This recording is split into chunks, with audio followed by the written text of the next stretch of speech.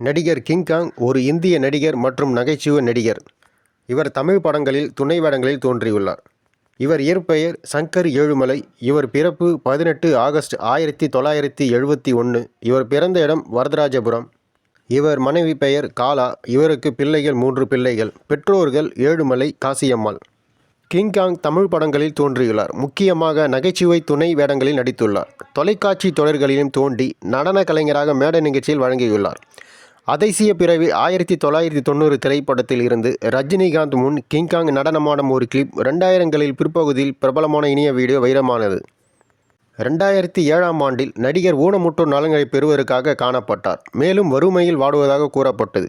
அவர் படங்களில் தோன்ற திரும்பினார். குறிப்பாக போக்கிரி திரைப்படத்தில் ஒரு நடன காட்சியில். பின்னர் கருப்புசாமி குத்தகைக்காரர் 2007 மற்றும் கந்தசாமி 2009 ஆகிய படங்களில் வடிவேலு நகைச்சுவை பாடல்களில் வழக்கமானவராக தோன்றினார்.